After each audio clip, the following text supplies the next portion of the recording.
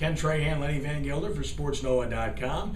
And it's another big football weekend. NFL playoffs getting underway. Wildcard round, including here in New Orleans, where the Saints play host to the Detroit Lions. Lenny, we saw this game a week after Thanksgiving. Saints won by 14. A lot of people want to make a big deal about the penalties against Detroit and, you know, if and but and if and maybe.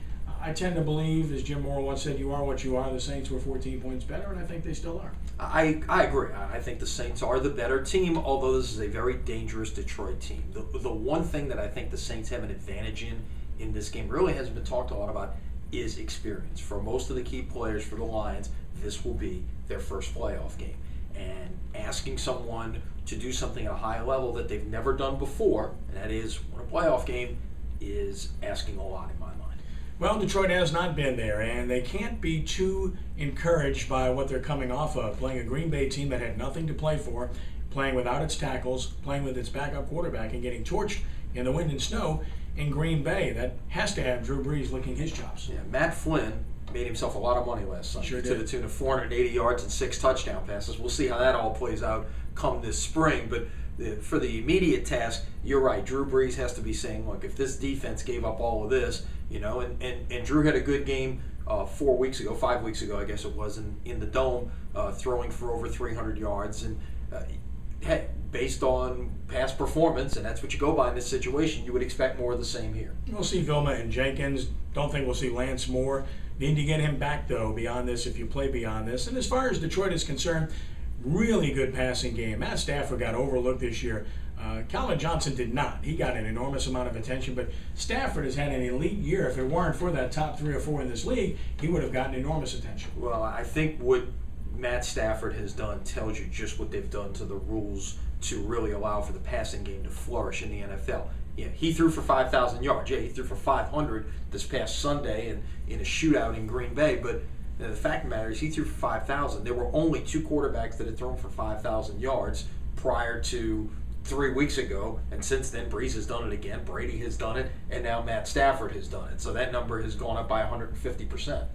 Everybody talks about the Lions' defensive front and having Sue back to go along with Fairley, Vandenbosch, the whole bunch. Bottom line is the Saints' offensive line has been very good. They've blocked the run very well. They've got 3 Pro Bowl players, and I think that makes this a good matchup for the Saints. I really do. I mean, that's clearly one of the keys I will look for in tomorrow night's game, is the matchup of the guards against Detroit's interior with Sue and with a healthy Nick Fairley, to see how that all plays out.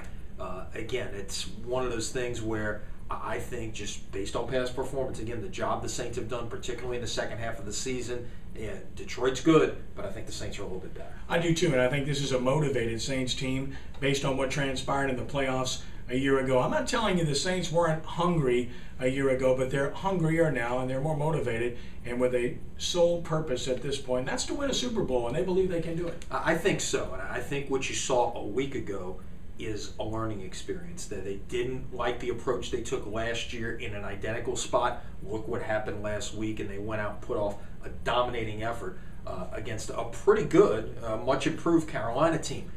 I would expect to see the same kind of thing again this week. After that, you win this game, that's when it gets a little tricky, because now you're looking at the possibility of 2 on the road.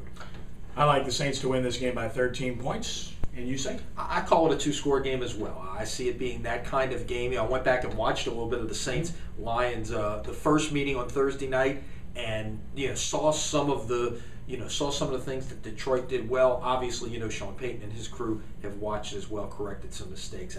I think you'll see a solid Saints effort. Big sports weekend culminating with the BCS National Championship game on Monday. Of course, the Saints and Lions first. Hope to see you in the Superdome, and of course, we hope to see you on Sports Noah TV Monday night, 6 p.m. to join Torrance Small, Brian Ellie Walsh, and I.